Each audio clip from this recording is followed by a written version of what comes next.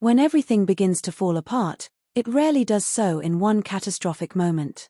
It's more like a slow erosion, quiet, almost unnoticeable at first. Small signs, tiny cracks in the foundation, things you dismiss until one day, it all collapses. That night, I sat in silence, waiting for Samantha to come home. Midnight came and went. My worry had started as a low hum, but with each passing hour, it grew louder, morphing into something more corrosive. She had told me she needed space, that she was just going out with friends. I tried to believe her. When the door finally creaked open, I looked up, hoping for normalcy. But what I saw pulled the air from my lungs. Her hair was a mess, strands sticking out wildly like she'd been caught in a storm. Her clothes looked rumpled and torn near the hem, hanging awkwardly on her frame. And there was something else, something that made my stomach twist. A faint dampness on her inner thighs, visible even under dim light. I didn't want to believe what my eyes were showing me, but the scent in the air crushed any last thread of denial. It was cologne, sharp and unfamiliar. Not mine. Not hers.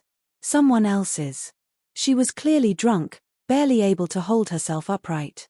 I guided her into the bathroom, helped clean her up, and led her to bed. I tried to speak calmly, tried to ask her what had happened without letting my voice shake. "What happened, Sam?" I whispered. But her eyes were vacant, glossy from alcohol and whatever else. Her gaze never met mine. She mumbled a few disjointed words, something about how it didn't mean anything, that it only happened once. And then, "I'm sorry." I felt her apology like a slap to the face. Empty, shallow, too late. I wanted to scream, to shake her out of her haze and demand clarity. But I couldn't. Not in that state. I tucked her in and left the room, standing in the hallway alone, my heart clashing with my instincts. I wanted to believe there was a mistake, that maybe I was jumping to conclusions. But deep down, I already knew. Something had happened that night. Something I might never be able to forgive. The next morning, reality set in like a cold front. She woke groaning, cradling her head with both hands. I heard her footsteps upstairs while I sat alone in the kitchen, staring at what I had gathered the night before, evidence I never wanted to collect. I hadn't slept. My thoughts looped endlessly, the smell, the stains, her slurred confession. When she walked into the kitchen, still wearing yesterday's clothes, she froze the moment she saw the photos on the table. I had taken them the night before, stains on the fabric, a faint handprint at her waist. I didn't take them to be cruel. I needed something tangible, proof that I wasn't imagining this nightmare. "Do you remember what happened last night?" I asked, my voice thin and fragile. Her face went pale. Her lips parted slightly, but no sound came out. Then, tears. She collapsed onto a chair and began to cry. "I didn't mean for it to happen," she sobbed. "It was a mistake." Her words stung. "A mistake." I repeated bitterly. "You don't just trip and fall into bed with someone. You made a choice." She tried to explain, blaming the alcohol, claiming she didn't know what she was doing. But none of it mattered. The damage was done. And I realized something even more painful: she wasn't apologizing to me. She was trying to ease her own guilt. I stood up, my body rigid. "I need some air," I said, and I left her sitting there, the pieces of our marriage scattered around her. In the days that followed, I couldn't stop the questions from clawing their way into my mind. Who was he? Was this the first time? Was it really just one night? Her vague confession gave me just enough to start digging. One name stood out: Adam. It didn't take long to find him. A few quick searches on social media, and there he was. Polished. Confident. The kind of man who always seemed in control. But what hit harder was discovering he had a family. A wife. Children.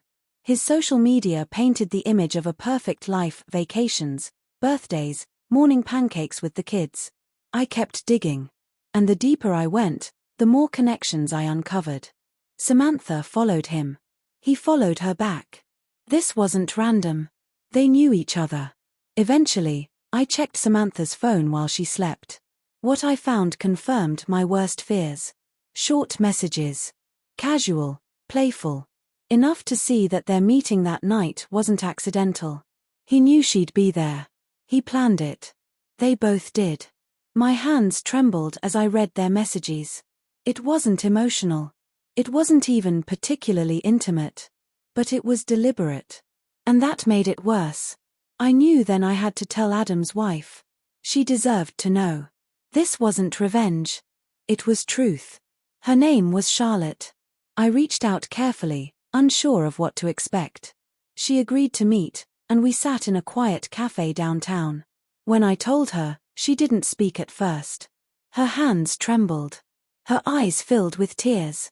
But she listened as I showed her everything: texts, photos, even a voice recording of Samantha confessing. I saw the moment her world cracked. She didn't argue. She didn't deny.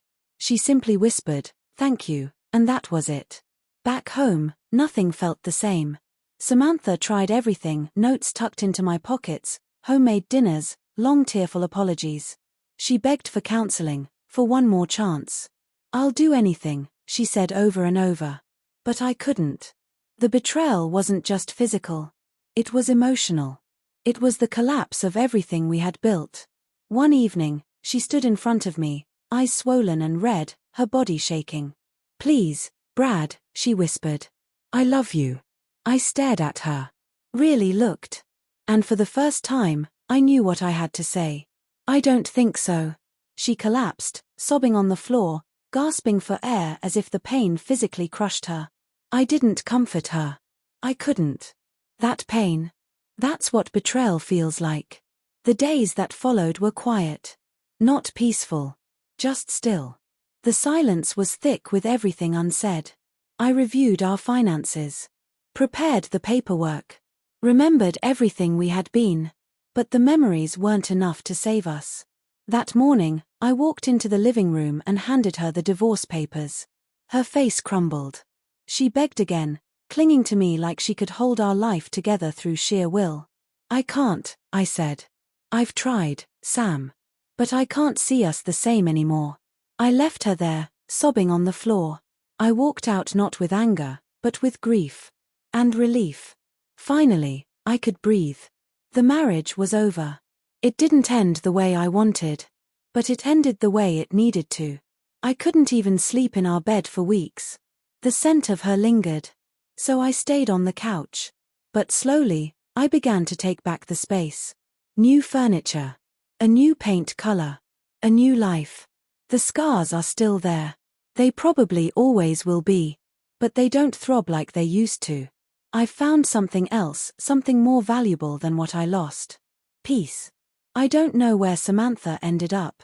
We haven't spoken since. I hear things from friends, how she's struggling. Maybe she is. Maybe she isn't. But I know this: time doesn't heal everything. It just teaches you how to carry the weight. I carry mine quietly now. And in that silence, I've found myself. That's worth more than anything she ever took from me.